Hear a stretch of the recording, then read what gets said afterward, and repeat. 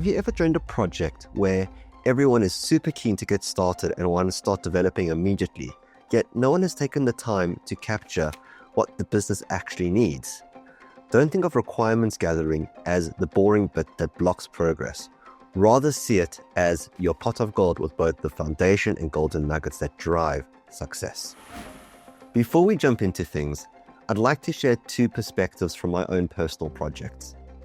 In one of these projects, requirements gathering was pushed off and treated as a when needed. They wanted to build and deliver as quickly as possible. What followed were countless delays due to lack of direction, a lot of scope creep, and endless change requests with a lot of frustration. In another project, significant time and effort were invested into formal and defined requirement gathering workshops with official sign-off. Each stakeholder had clarity on what was expected to be delivered, what fell within scope, and understood the process of change requests and how it affected their timelines. The project was delivered on time, on budget, with many happy stakeholders. So why does this matter to you? Well, let's talk using fancy words. Requirements gathering essentially influences adoption and your ROI, your return of investment. With vague and ambiguous requirements, you risk building solutions that no one will really use and thus delaying actual requirements for something that will be used in the future. With clear and defined requirements, you ensure there's alignment between the business goals and the deliverables, whilst being able to triage core requirements for now versus your wish list items for later development in the future. In this video, I'll be discussing the following topics, starting with the most important things to consider when gathering requirements in a Dynamics 365 and Power Platform project. Next, I'll discuss the common traps that often lead to failed projects. Lastly, I'll go over some practical processes, techniques, and tools that you can use to consolidate requirements and make the process that much smoother. So what are the top things we should keep in mind when gathering requirements? Firstly is to identify who are the right stakeholders to engage with and to split your time and your session effectively. Everybody wants to get involved within a project. That's normal. But having the right people in the room at the correct time makes life that much easier. It's not just IT or your SMEs and stakeholders you should be engaging with. Often, end users provide these golden nuggets of information that can make or break a project. At the end of the day, they're the ones using the solution. Furthermore, too many voices at a single table can drown out the purpose of that session, derailing you from what you're actually trying to achieve. Secondly is to separate functional and non-functional requirements. Functional requirements capture what the solution must do. For example, allowing a user to capture a sales order against the company. Non-functional requirements occur behind the scenes, like security roles, determining if that user has got access to their sales order only, or perhaps to a fellow colleague's sales order. Requirements like performance, GDPR compliance, and accessibility all fall under this non-functional piece. Third is audit trails and transparency. If you're hosting a requirements gathering session online, be sure to record that session and come back to it later to take detailed notes. Keep requirements visible and collaborative. Using tools like Microsoft Loop or Azure DevOps Wikis are fantastic for centralizing requirements and documentation. Having the full audit trail from the initial call through your Moscow, which is your must-have, should-have, could-have, and would-have process, along value matrixing all the way to sign-off, allows everybody to be informed and understand what is being delivered. Lastly is to prioritize and manage the scope. It sounds worse than it is, but you'll find yourself gathering a lot of requirements. Not all of these requirements carry equal weight and priority. It ties back to that Moscow principle, so ensuring that you have captured the must-haves for the business requirements is a priority. There's nothing wrong with building that wish list as well. These come in handy in the future, allowing you to focus on what is important now and not building everything at once, but being able to plan ahead and build more features in the future. The joys of every project, lessons learned and retrospect. The four mistakes I see over and over again are starting with let's be agile. Let's skip documentation and documenting the requirements, and we'll come back to it later on in the sprint once we've delivered a few items. Agile doesn't mean no requirements. It means ensuring that they are gathered iteratively and fit within the sprints and milestones. Taking this approach doesn't only fog up expectations of what is expected to be delivered, but it also leads to unmanaged resources and capacity, a lot of scope creep, and quick wins through lack of change management.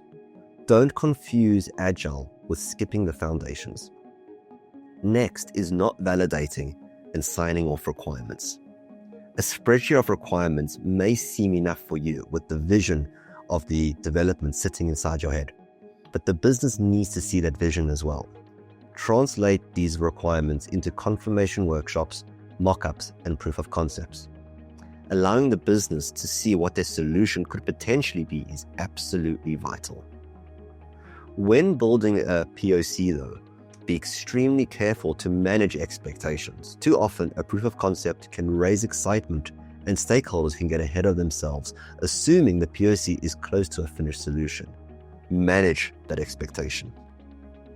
Having that final sign-off as well aligns accountability to the requirements. This becomes extremely useful mid-project when encountering expected scope creep, change requests, and enhancements. Having signed off ensures both you and the business know what is to be expected and who is expecting it. Lastly, let's touch on ambiguity. Capturing requirements that are too vague and simple can lead to a world of confusion later on. What does "the system should be user-friendly" actually mean? Ambiguous requirements create unrealistic expectations and disappointment when it comes to testing and go live. Always push for measurable and testable requirements. This doesn't just apply to the initial requirements, it applies throughout the project lifecycle, like within user stories using Gherkin and test cases and test scripts. Be sure to be clear. We all love using various tools and software throughout a project, right? The more the merrier. Well, not necessarily. There is no one-stop shop for the best tools that help with gathering requirements, but there are multiple tools that can make life that much easier. Ideally, when you're gathering requirements, keep in mind that you're not the only person contributing or reviewing the content. Having an Excel spreadsheet on your local device isn't going to help others, and using personal cloud products with expensive licensing costs may not be ideal either. You need a tool that the team can use collaboratively and effectively. Which leads to complexity.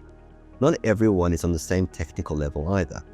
The last thing that you want is to capture requirements using complex tools that may just confuse everyone else.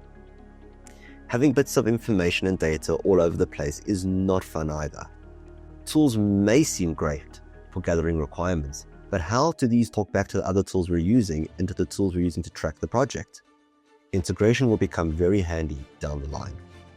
In my opinion, the best tools share these three traits: collaboration, simplicity, and integration. When it comes to workshops, it goes without saying that these need to be recorded with transcript. Always ensure that these recordings are updated to not expire, and keep the transcript and the video link on hand. For file storage, SharePoint is my go-to for storing project-related files and recordings. It offers great storage capacity, collaborative engagement, and appropriate security control. For notes and collaboration, Loop and Confluence are my pride and joy. Not both, the one that works best for the project or the organization I'm currently working with. Both of these tools offer great user collaboration, extensive note capturing, attachment control, and have great external references to tools like DevOps and SharePoint. They offer version control, which is massive when it comes to requirement iteration, and allow you to structure your documents with page layers. My favorite feature in Confluence, however, is the ability to export all your pages and notes into a single Word file. For draw-ups, whiteboards, and visuals, there are abundance of tools out there that allow you to draw processes, map value matrices, and visualize the requirements that need to be prioritized. My three go-to tools would have to be Visio, Microsoft Whiteboard, and Miro. There is a lot to cover in a short amount of time, but here are my key takeaway items and checklists when performing a Gatherings requirement workshop or session. Always identify and engage with stakeholders early. I cannot iterate this one more, but record everything. Be sure to validate requirements through follow-up workshops with the appropriate stakeholders and SMEs. Always keep requirements visible and accountable so you've got collaboration and you can manage expectations. Treat Agile as iterative requirements, not no requirements. I'm going to say that one again. Treat Agile as iterative requirements, not no requirements. Thank you for joining me for this episode of Mission Implementation, exploring how to successfully gather project requirements. I've been fortunate enough to have gathered requirements in many projects and have found that those workshops with the correct stakeholders and end users are like mining diamonds. They are true, valuable workshops. Requirements are the foundation of any starting project. Good requirements don't necessarily guarantee success, but no requirements almost guarantee trouble and chaos. Feel free to connect with me on LinkedIn. I love engaging with the Power Platform community and the Dynamics 365 community. If you want some guidance and best practices on the other stages of implementation, check out the rest of the Mission Impossible playlist. I've been Nati Turtledove, and thank you for watching.